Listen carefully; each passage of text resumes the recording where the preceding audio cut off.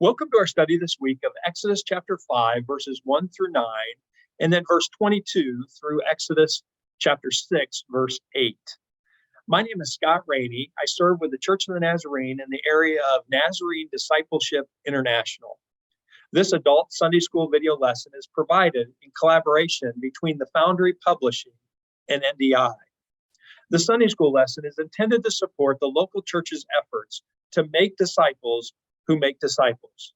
Please feel free to use this video in any way that helps your church or its families. We are continuing this week in our study of the people of God and their story found in the Old Testament book of Exodus. By the end of Exodus chapter 3, God had revealed his plan, his rescue plan for delivering Israel from Egyptian slavery. God would use Moses, born to Hebrew parents, raised by an Egyptian princess, and now living as a shepherd in a foreign land, Midian. Moses wasn't really receptive to this call of God on his life. He struggled with doubt, trust, and uncertainty. God's instruction to Moses were clear. Go, assemble the elders of Israel, and share the promises that I've made to you and to Abraham's descendants. I will soon deliver Israel from Egypt and give the land I have promised to my people. Exodus chapter 3, verses 16 and 17 tell this story. God continued his instructions in verse 18 of Exodus 3. He said, then you and the elders are to go to the king of Egypt. The Lord revealed to Moses that all those who wanted to kill him are dead. Exodus 4, verse 19. Moses and the elders of Israel are to simply ask Pharaoh to allow the Hebrew people to take a 3-day journey into the wilderness to offer sacrifices to the Lord. God told Moses, however, in advance what would happen. Pharaoh will reject your request, so I will stretch out my hand and strike the Egyptians with wonders. God finished the conversation with a promise. In the end, Pharaoh will let you go. Through all this, Moses is still reluctant. As Exodus chapter 4 begins, God demonstrated his power to Moses through signs in a way to give him courage. Still, Moses offered excuses of why he should not be the one to go. Exodus chapter 4, verse 10. Finally, Moses asked God directly in verse 13, please send someone else. The Lord unenthusiastically offered Aaron, Moses' brother, to assist Moses as his spokesman. This plan to include Aaron was certainly second best, and we will discover that as the story unfolds. Moses then began his journey back to Egypt under the blessing of Jethro, his father-in-law. He stopped at Sinai, the mountain of God, where Moses had first encountered the burning bush. Aaron met him there, and Moses shared all that he had heard and seen from the Lord. Together, Moses and Aaron gathered the elders of Israel, presumably in Egypt now. Moses shared God's promises and performed the signs God had shown him. The elders were convinced, and all bowed down in worship of the one true God of Israel. With the support of the people of Israel, Moses and Aaron set out to confront Pharaoh. This is where we start our lesson this week in Exodus chapter 5, starting in verse 1.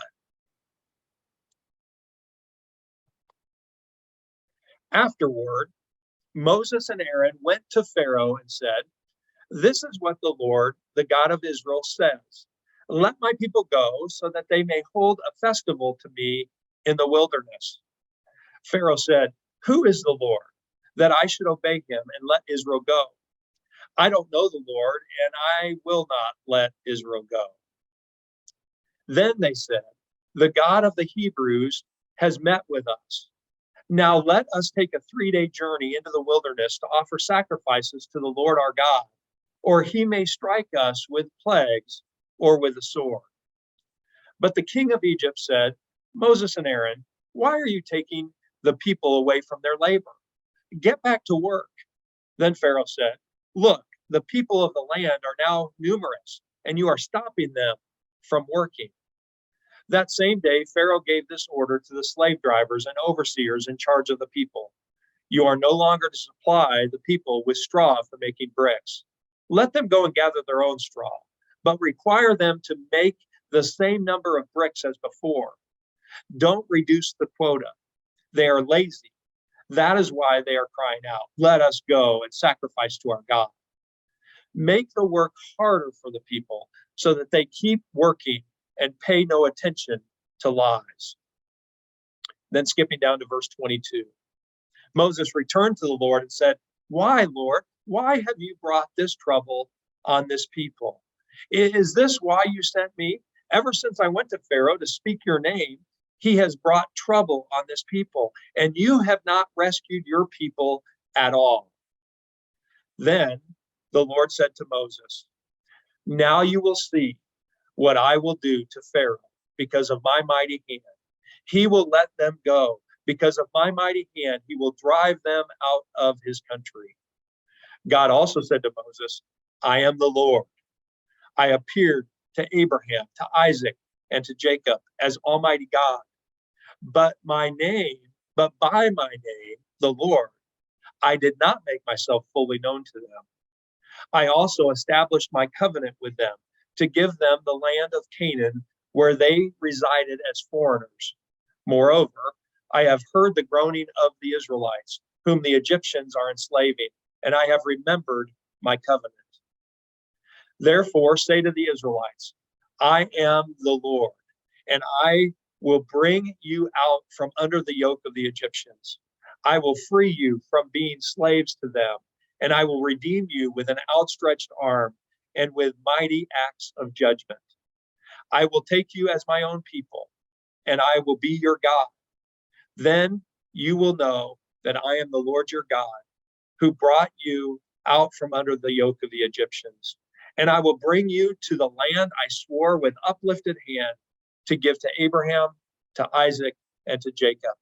I will give it to you as a possession. I am the Lord. In Exodus chapter 5, verse 1, we're introduced immediately to a change of plans. God had instructed Moses and the elders of Israel to go to Pharaoh in Exodus chapter 3, verse 18. Here, we learn that only Moses and Aaron went to Pharaoh. Where did the support of the elders of Israel go for Moses and Aaron? We don't know why the elders did not go. Did Moses not ask them? Did the elders not want to risk their lives before Pharaoh? Admittedly, leadership can be lonely, a lesson that Moses will see time and time again throughout his life. But let me take a moment to encourage church leaders, board members, Sunday school teachers, really all of God's people. Encourage your pastor in these days. Be with him or her in tough decisions. Don't disappoint when he or she needs you most. Don't disappear. Pray for and stand with your pastor when the pressure is high. When Moses and Aaron finally are in the presence of Pharaoh, their words to Pharaoh are strikingly different from what God had told them to say. Exodus chapter 3, verse 18 records what God told Moses to say to Pharaoh. He said to tell Pharaoh this: "The Lord, the God of the Hebrews, has met with us. Let us take a 3-day journey into the wilderness to offer sacrifices to the Lord our God." Moses instead calls God the Lord, the God of Israel. What seems a subtle difference may have been intended by Moses and Aaron to show more force. You see, Moses and Aaron may have wanted to convey that the Lord is the God of a nation, Israel, not just of a people, the Hebrews. While God instructed Moses to call for a 3-day journey, Moses completely eliminated this time frame in his first request to Pharaoh. Again, it is possible that this omission came across more demanding than God instructed in his request in chapter 3. Finally, God told Moses to ask for permission to go. Let us go into the wilderness for 3 days, according to Exodus chapter 3, verse 18. But Moses used a command, send away these people into the wilderness, Exodus chapter 5, verse 1. This is seen even clearer in the Hebrew text. A Hebrew particle is used in Exodus 3 that can be translated as please pray, a polite way of asking for permission. Moses omits the politeness altogether. God had told Moses to use a commanding tone, but only later, when it came to the 10th plague, after Moses had rejected all other requests, Exodus chapter 4, verse 23. It seems that Moses, in haste, jumped to a commanding tone before Pharaoh in his first meeting. You might remember that 40 years after these meetings with Pharaoh, Moses was not permitted to take the Israelites into the promised land. Instead, Joshua led the people across the Jordan River. The reason Moses was not allowed to enter goes back to a time when God asked Moses to speak to a rock in the desert so that it would send forth water for the people of Israel to drink. Instead, Moses, with harsh words to Israel, took his staff and struck the rock twice. Numbers chapter 20, verse 12 says, but the Lord said to Moses and Aaron, because you did not trust me enough to honor me as holy in the sight of the Israelites, you will not bring this community into the land I give them. It appears that Moses, in his personal insecurities and lack of trust in God, used an appearance of power on more than one occasion. Through the years, I've witnessed insecure spiritual leaders force their way on others through position or perceived power. In doing so, they have disobeyed God and hurt their ability to lead in the end. O Lord, help us to trust you, to obey your instructions, and to rest in your power, not ours. Pharaoh quickly refused Moses' request.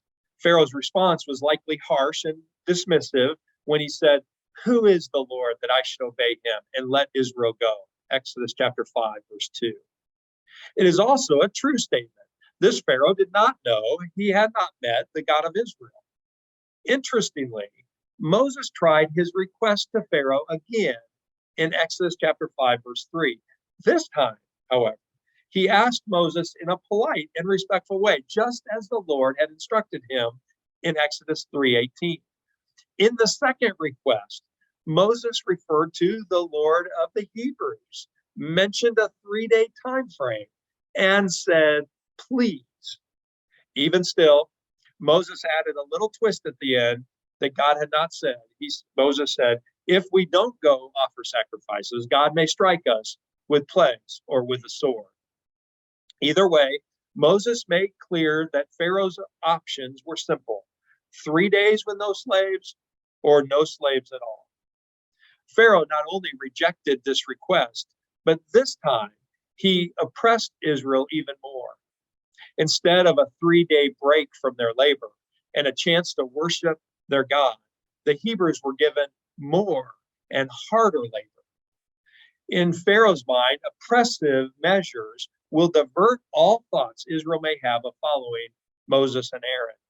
The labor must be so hard that the people don't have any time or strength left to think about doing anything else, not even worshiping their God. So Pharaoh gave this order in Exodus chapter 5, verses 7 and 8. You are no longer to supply the people with straw for making bricks.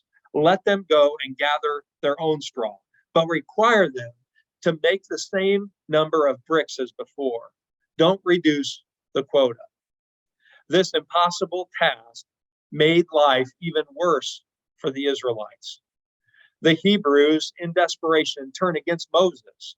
They said, you have made us obnoxious to Pharaoh and have put a sword in their hand to kill us. Moses, with nowhere else to go, returns to the Lord. Moses brought 2 why questions to the Lord. Remember, when God called him, Moses expected that going to Pharaoh would not accomplish anything. He also expected that his own people would not accept him. Both expectations had come to pass, but it was even worse than he had thought. Now, because of his interference, the life of the Hebrews had become worse than before. Moses' words are very direct to God. You have not rescued your people at all. Exodus chapter 5, verse 23. Pharaoh's hand was so heavy upon the people that they and Moses were moved to discouragement and hopelessness. Have you ever been in that hopeless state before? Some have called this place the dark night of the soul. I have been there before. After my first unspecific call to ministry when I was 17 years old, I just assumed God would use me as a physician, my boyhood dream. When I was turned down from medical school when I was 22 years old, I entered this discouraged, hopeless state. I came to God with my whys. Why did you let this happen to me? Why did you take me down this path only to have me fail? It was the dark night of my soul. I remember hearing a song during that time of my life. I put the words to memory and have never forgotten them. They say this: when the struggle you're facing is slowly replacing your joy with despair, when the process is long and you're losing your song in the night, you can be sure that the Lord has his hand on you, safe and secure. He will never abandon you. You are his treasure, and he finds his pleasure with you. He who began a good work in you, he who began a good work in you will be faithful to complete it. He'll be faithful to complete it. He who started the work will be faithful to complete it in you. When you're losing your song in the night, that is the dark night of the soul. Interestingly, the time when God would deliver his people from Egypt would be midnight. Exodus chapter 12, verse 29 says, at midnight, the Lord struck down all the firstborn in Egypt, from the firstborn of Pharaoh who sat on the throne to the firstborn of the prisoners who was in the dungeon, and the firstborn of all the livestock as well. Midnight becomes the turning point for Israel, representing the final stage before they are released. God would keep his promise at just the right time. You see, with God, there is hope even at midnight, even in the darkest moments. In Exodus chapter 6, verse 1, God completely ignored Moses' angry, disappointed, and possibly confused charge against him. God's patience. Wow. God was not offended by Moses' words. Instead, God reassured Moses that it will be because of God's mighty hand, not Moses' powerful words, that the Hebrews' circumstances would be changed. In Exodus chapter 6, verses 2 through 8, we hear exclusively the words of the Lord, first speaking to Moses and then to the Israelites. These words begin and end with the same self-declaration of God: I am the Lord. His words spoke of his covenant relationship with Israel. The patriarchs had known God, and God had made a covenant with them. God remained true to his covenant. Abraham's descendants had increased greatly in number. God had watched them and had heard their cries. The time had now come for God to rescue his people, the Hebrews, from their suffering and their pain. But God's words to Moses included a new revelation: his name. God had not revealed his name to the patriarchs, but to Moses, God declared, I am who I am. Acknowledging God as the Lord, Yahweh, I am, from now on would always be associated with what God would do for the people in Egypt. His name meant power, presence, and deliverance.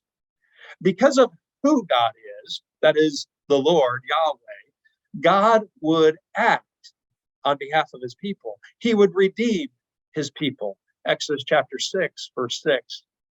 The Hebrew word translated redeemed denotes the action of buying something back in order to restore it to its original condition. The people of Israel belonged to God. He would not simply take back what was his, he was willing to pay in order to bring the people back into the family relationship. God's redemption would once again lead to their adoption. Verse 7 says, I will take you as my own people. And their adoption would lead to their inheritance. Verse 8 says, a land which God had promised. Over the next 5 chapters, Exodus chapter 7 through 11, the Lord displayed his sovereignty over Pharaoh through a series of 10 plagues. God proved himself as the one true God who was supreme. Before the final plague found in Exodus chapter 12, the Israelites are instructed to hold the Passover meal. The meal commemorates this moment of divine redemption from Egypt, to be free from oppression and bondage. It should not surprise us then that Jesus interrupted the Jewish Passover meal in order to institute what Christians today call the Lord's Supper. For a new revelation had been given from the Lord. That is, a divine redemption of humanity would come through God's one and only Son, Jesus Christ. And that through Christ's broken body and shed blood, we can be redeemed, delivered from oppression and bondage to sin, adopted and given an eternal inheritance. It is the story of a people, the Jews, but it's also a story of God's salvation for the whole world. And finally, it's a story for anyone still today who would repent and believe the good news of Jesus Christ. You are invited into this wonderful story. So let us put our trust in Jesus today.